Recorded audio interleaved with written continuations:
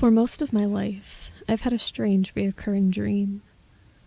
It started when I was only 8 or 9 years old, and I still have the dream today. It's always the same, but some details are different every time. In the dream, I find myself in a large, dark house, walking up a set of stairs. The walls are all white and the carpet is pitch black. There's a clock on the wall, and I can see that it is close to midnight. The whole house seems to be deserted, and everything is deathly silent. At the top of the stairs, I walk through a massive mahogany door and find myself in a huge, dimly lit room. The room is full of people, sitting in rows. Their chairs are all facing a stage.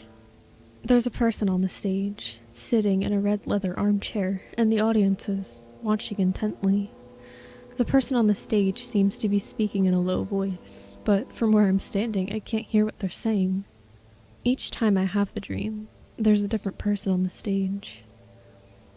There are never enough chairs for everyone in the audience, and those who come late, like me, have to stand up in the back.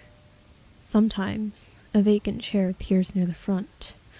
It's always mysterious how this happens, because no one ever seems to leave. Whenever the vacant chair appears, people standing at the back argue over who should take it. You go ahead, says one.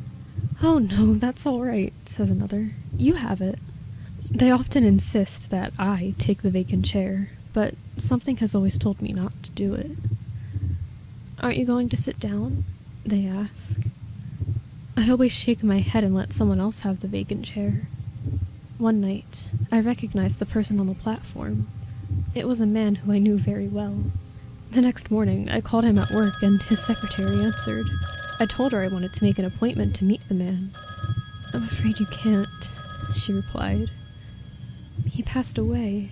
His wife found him dead in his bed this morning.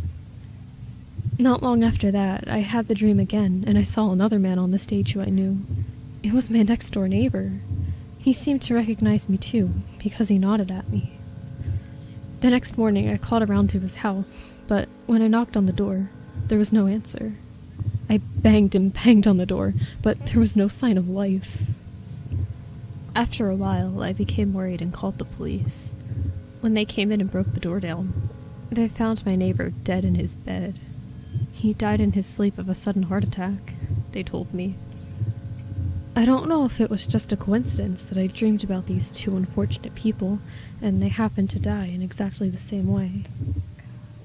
But now, every time I dream that dream and notice the vacant chair, I always let someone else sit down instead of me.